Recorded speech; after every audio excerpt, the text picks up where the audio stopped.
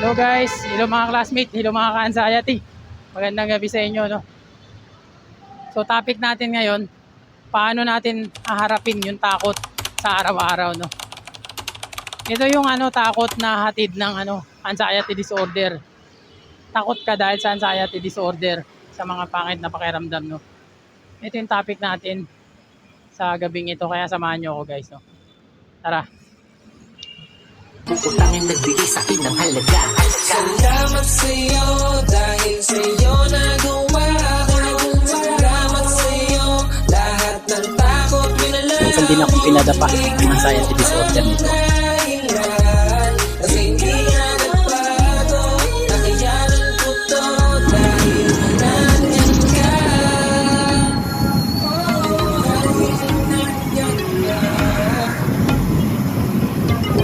Bago ang lahat, ako si Kuya Arnold. Dati ako nagkaroon ng anxiety disorder. Kaya alam ko ang hirap ng pagkakaroon ng anxiety disorder dahil minsan din akong pinadapa ng disorder na ito. Ito naman yung binabahagi ko sa inyo, aking personal experience, no. Punta tayo sa topic natin, no. Paano natin haharapin yung takot sa araw-araw na dala ng anxiety disorder? Tayo kasing may anxiety disorder, takot tayo sa araw-araw talaga. Takot yung nangingibabaw sa atin. Yan ay sa umpisa, no. Kasi hindi ka sanay sa mga nararamdaman mo sintomas. First time mo naranasan yung mga sintomas na nararamdaman mo, na ang pakiramdam niyan, base sa aking experience, ang pakiramdam ng takot sa araw-araw ay feeling mo katapusan mo na. Feeling mo hanggang doon na lang yung araw mo. Dahil sa sama ng pakiramdam talaga, no. Kasi ganun mismo ang pakiramdam. Para kang atakihin, nahihilo ka, basta, no? Andun pumapasok lahat ng takot na yan. Takot yun ang ibabaw. Paano kung wala akong kasama? Ayan, sino tutulong sa akin? Paano kung di ako makahinga? Sino magtutulong sa akin, no? Nandiyan pumapasok yung mga paano na yan. Yung mga what if na yan, no? Yan pumapasok yan, no? Experience ko yan. Ramdam na ramdam ko dati nung kalakasan ng anxiety disorder ko. Lagi kong iniisip na baka katapusan ko na ngayong araw na ito. So paano natin haharapin yung mga araw-araw na takot na ganyan na hatid ng anxiety disorder? Unang-una sa umaga pa lang, no? Pagkagising mo talaga, manalangin ka talaga. Ito yung base sa aking experience, manalangin ka sa mahal na Panginoon na pagkalooban ka ng tapang at lakas sa buong maghapong ito, no? Taus-puso kang lumapit sa Kanya, taus-puso mong ibulong ang mga kahinaan mo. Kasi sa paglapit natin sa Kanya, no? Sa paglapit natin sa Kanya ng taus-puso, hindi mo namamalayan, no?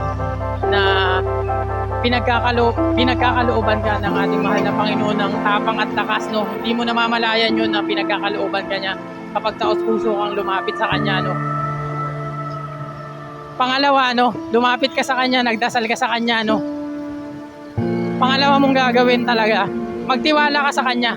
Magpakita ka, yung pagtitiwalang ito, pagpapakita ng tapang na hindi ka niya pababayaan sa araw na ito.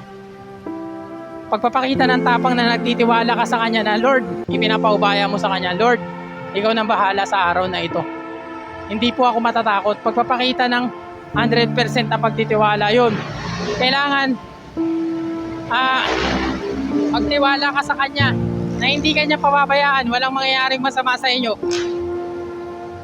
Kumbaga, go lang, no? Kahit ang sama ng pakiramdam mo, go lang.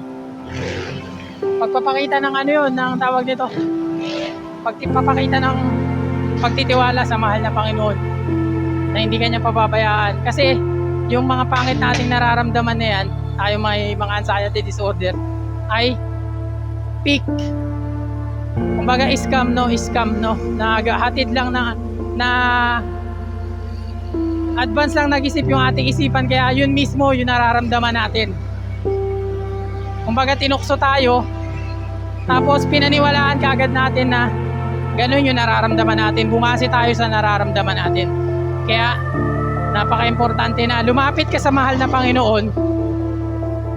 At the same time, nagpapakita ka sa Kanya ng tapang. Yung tapang na yun, na paulit-ulit kong tinuturo sa inyo. Yung hindi ka nagpapakita ng takot sa anumang sintomas, no?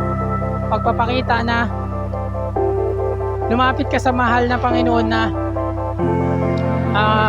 tawag dito, lumapit ka sa ating mahal na Panginoon na 100% kang nagtitiwala na walang mangyayari sa iyo ngayong araw na ito. Kumbaga, wag mong pairalin. Wag mong pairalin yung yung takot, no.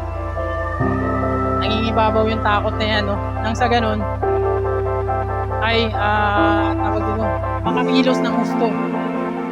Makakilos ng gusto ang ating Lord, no, kapag nagpakita ka ng tapang, no.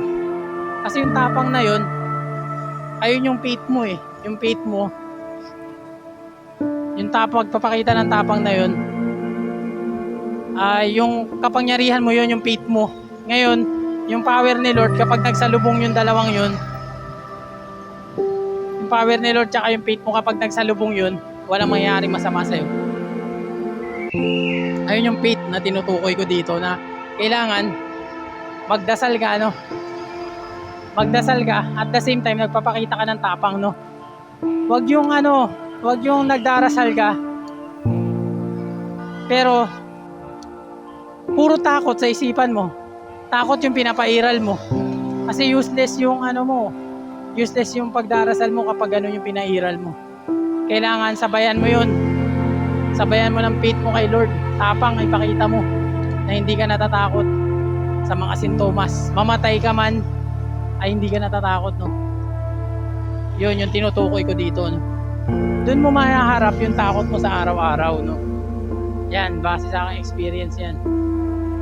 Kaya isinishare ko rin sa inyo, no. Sana may natutunan kayo sa araw na ito, no. Yun lamang ang aking maikling tips para sa araw na ito. Maraming salamat, guys. See you on my next video. Utang yung nagbigay sa akin ng halaga. Salamat sa'yo dahil sa'yo nagawa ko. Salamat sa'yo lahat ng takot minalaw. Minsan din akong pinadapa ng anxiety disorder nito.